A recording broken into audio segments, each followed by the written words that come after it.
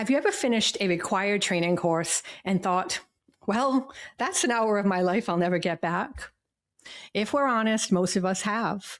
But what if mandatory training didn't have to feel that way? Today, Chuck and I are talking about how to design compliance training that people learn from.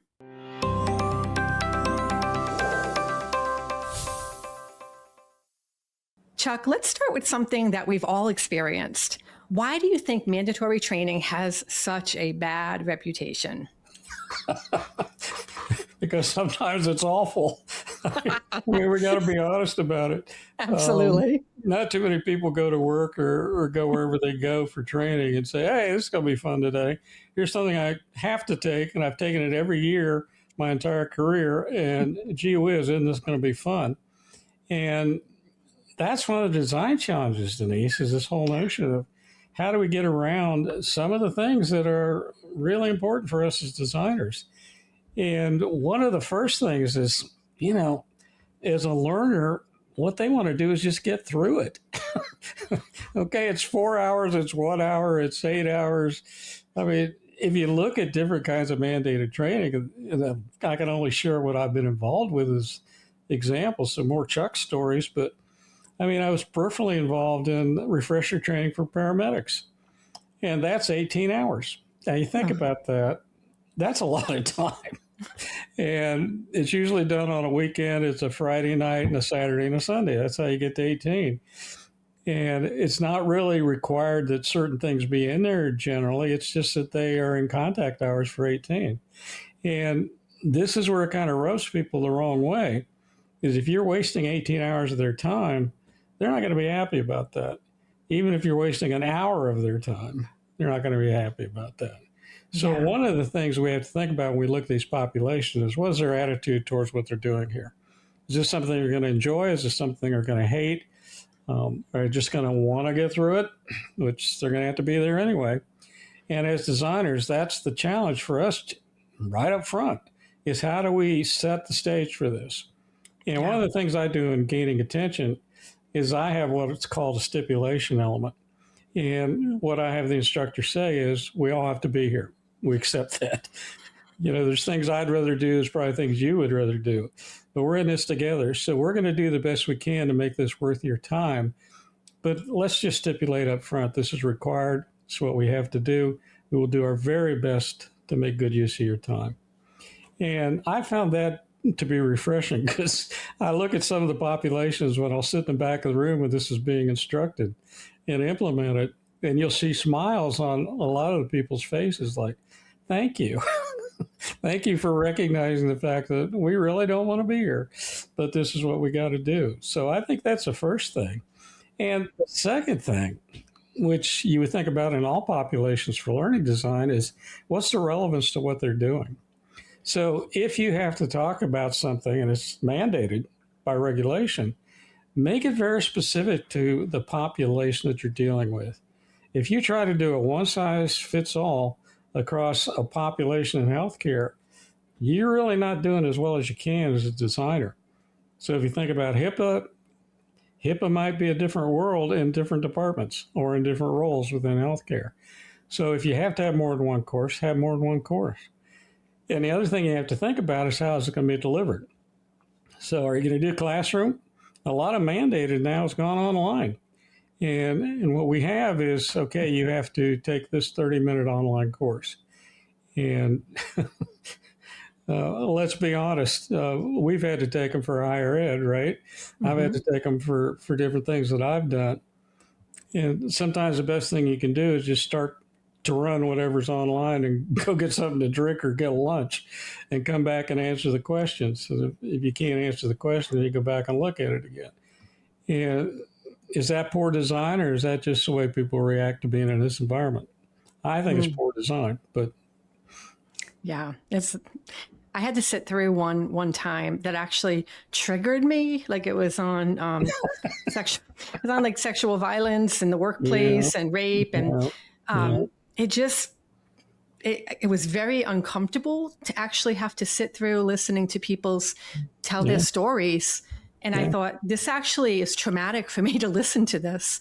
And so I was actually really mad at the person at the company that made me do that. And I thought, there's got to be a better way. There's got to be a better way. So I think that was poor design. Because and you have to think, as learning designers, we know the populations are everything. Yeah. If we don't fit what we have to teach to our population, then we get this kind of stuff. Now, depending on what you're doing, and I've talked a lot about police academy and paramedic training and those kind of things, in industries and in fields and professions where there are things that are unpleasant. And that's different. So when you're talking about a general population in higher ed or something, and now we're showing things that are hitting triggers, can't we do better than that? Isn't there a better way to do this? And the other thing I think is there are many times when if you can have interactivity with this and not just, plumb through this particular video series you have to do, if you actually have it in a classroom or in person, or at least have some synchronous way to deliver this, you might have a different experience with this. Because as an instructor, as a designer, you can tell the facilitator, okay, now you need to prepare these folks for some of this. This is going to be a little bit uncomfortable maybe for some of them. And if they need to turn it off or walk away, okay, we'll come back to it later. But, I think that's poor design, but that's my opinion. I would not design it that way.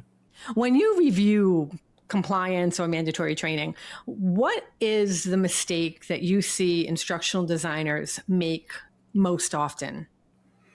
Well, really good experienced instructional designers do this very well because they already know what to look for. What I've seen is when you buy this as a package from a vendor, it usually looks like it came from a vendor and not an instructional designer. You have video scenarios, you've got questions, you've got different ways to go through this depending on what the content is. And every time I look at it, I've never seen an objective in one of these yet. I've never seen any realistic evaluation, what we would call a good level 2. You just kind of throw stuff around and try to get answers on things. And I think when I'm doing forensics on these, sometimes I just have to shut it off. I mean, it's just so poorly done. And this gets me back to my argument about using vendors, trying to get a one-size-fits-all. And I've talked about this before. Having a solution for something when you don't really know what the problem is a real issue. And if you're doing mandated training and you've geared it towards 3,400 education facilities in this country in higher ed, you think that's going to fit all those? I don't think so. I mean, you can't just slap their name on the front page and put it in the back page and expect it to work. So I think this is where we get caught in this trap of, can they really afford to do it right? It's much less expensive to get it from a vendor. And then you've met your legal obligation and, do you care after that? I do. But what's the feeling? And I think all of us, as we watch this video, ask yourself, what's that one mandated training that just made you want to pull your hair out? Mm-hmm. Yeah, I mean, I've seen OSHA training lesson plans just from some of my students in the programs that I do train the trainer, and they like you said, I've seen them where they take it straight. They're handed the OSHA training that they have to deliver, and they did not develop it themselves, and it is full of it's so dense and heavy, and it's not set up with anything like Gagne's 9 events of instruction to help bring the learner retention into this. It's not considering the learning objectives.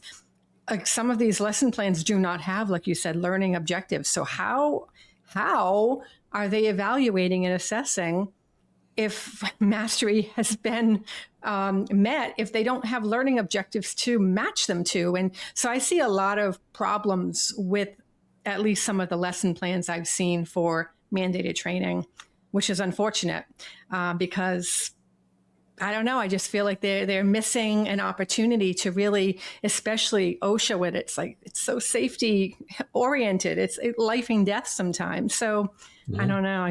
I have a hard time with that. Well, one of the things, it's kind of a little secret in mandated training, if you look at the regulations, that they don't require mastery in most cases. I mean, when you get into paramedic and different things like that, yeah, you have to do all these things in clinical and you have to pass the certification test, and that's different. But you look at things like HIPAA training and some of the OSHA training, the requirement reads that they have to participate in a training. It does not read that they have to pass an evaluation. Now, if it ends up in court for some reason, what's the first thing the attorney is going to ask? Did they make mastery? Were they able to do these things? So we don't know. That's not in the regulation. Um, so it gets pretty frustrating. And anybody's done this. We're not saying anything new here.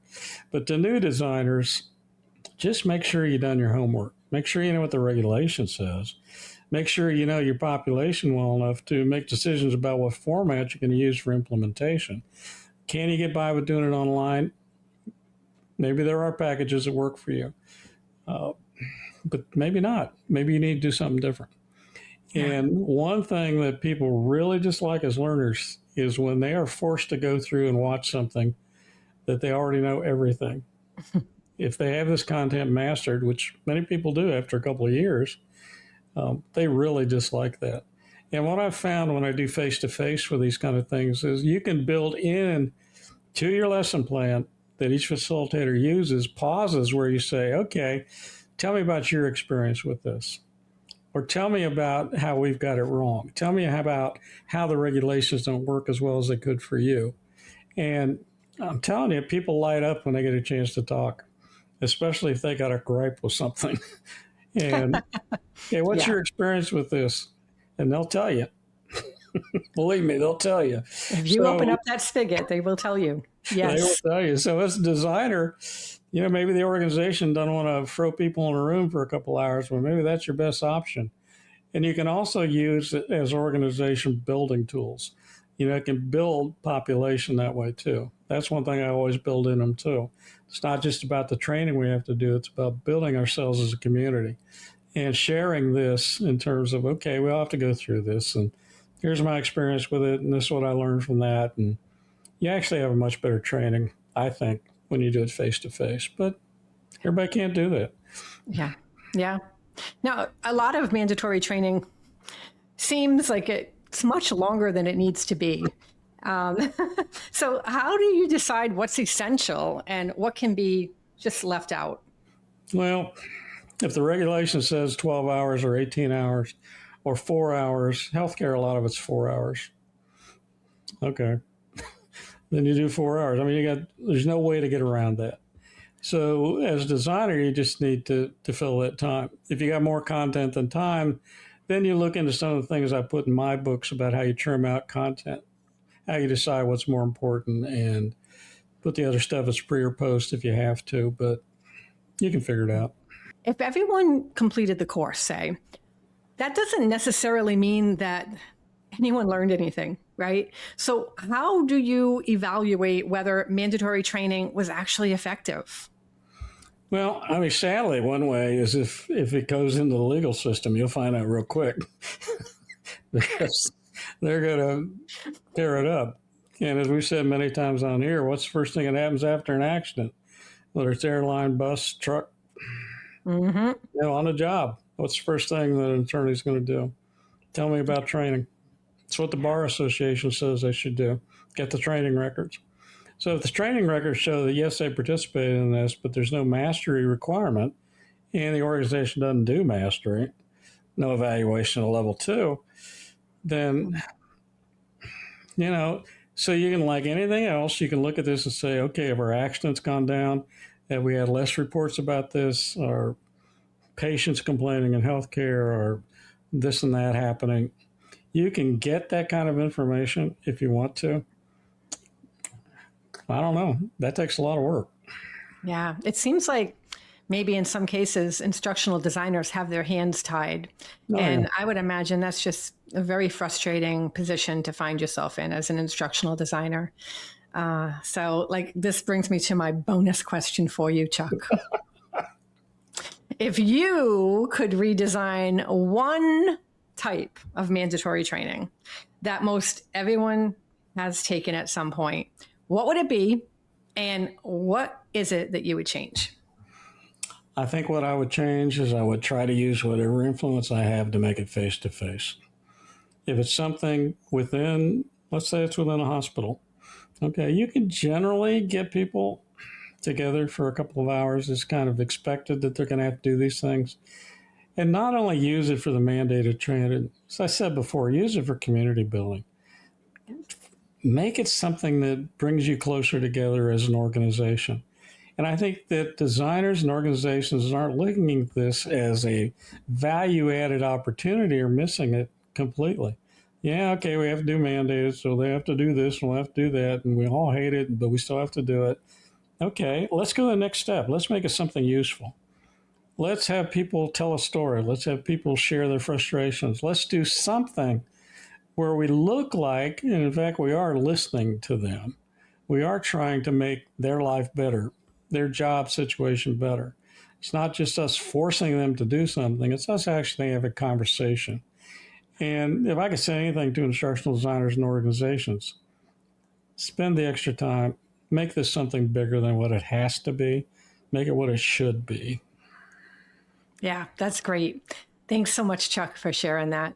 And thanks everyone for tuning into this video. We will have more on this channel, and please stay tuned for the next video.